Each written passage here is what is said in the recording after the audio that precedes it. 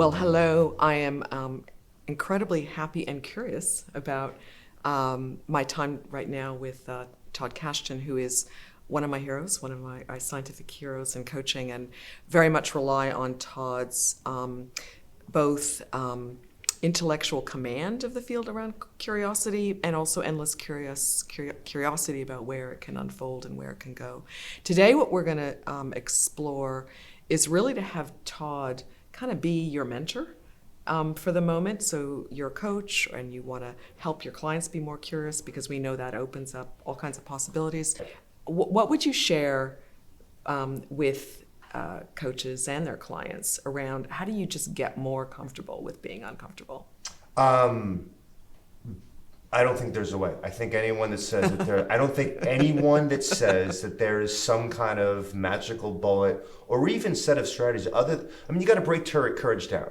Like if you look, I actually had a tattoo for my arm that actually is the emblematic nature of the two parts of courage, which is one is the willingness to take a step forward, and the other one is in the presence of fear, anxiety, and discomfort. They're two separate parts. So you've got to figure out where the issue is for you.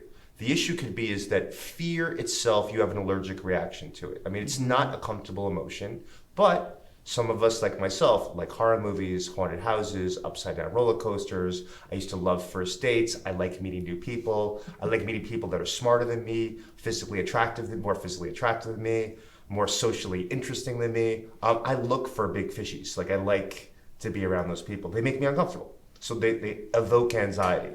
For me, the whole world is a stoicism testing ground. So if that's your issue, you've got to think about, well, okay, what is the fastest way as a springboard to grow as a person? There's two things. One is to enter relationships with other people who are different, not similar than yourself, so you can ascertain their philosophies, their values, their social network. And the other one is going where you're uncomfortable. You don't get to activate your strengths in a place of equanimity. You don't get to activate forgiveness unless someone did a misdeed against you. You don't get wisdom unless you have an uncertain situation where it's unclear what the outcome is going to be. You don't get emotional intelligence unless there's a situation where the emotions are intense or complex and confusing that happen there. All of those situations evoke anxiety and fear. So the one thing might be bursting the allergic reaction to fear when it comes to being more comfortable, being uncomfortable.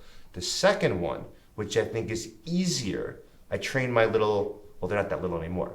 My three daughters, one's 7 now, I have twin 12-year-olds, and I remember when I taught them how to ride a bike, my 12-year-olds. Big hilly area where I live, and we'd sit at the bottom of the hill, and they were too young to have gears, so they have bikes without gears, suck on hills. Let's just make that an objective fact. And they'd cry at the bottom of the hill. And then I would say to them, like, listen, you need to figure out whether you want to be upset at yourself because you can't do this or get pissed off. I would tell, they were like 6 or 7. Pissed off is a perfectly appropriate term. If you want to get pissed off at the world that this bike, not you, that this bike is harder to go up this hill than me. Channel that anger. Think of all the times that I was an ass to you, all the times I did not do the appropriate dad role. Think of kids you don't like, think of teachers you don't like, and get up that hill. And to this day, now 6 years later, they still talk about, like, they remember that moment because we just sat there. You know, the normal reaction is, especially I think like now, is for the prototypical dad to get upset with them and kind of like, you're not good enough at doing this. Well, no, there's this emotional blockage that happens there. That's the willingness. Like, I'm just like, just try to get up the hill. You get up a couple feet, it's good. We'll call it a day. But my guess is you can get further than you think you can. Set up a point of where you think you're going to get to, and my guess is we're going to get a little bit further. And my also guess is we're not going to get up the hill. That happens there. And that's pretty much like basically like an exemplar of how we approach our lives. Yeah, it's a great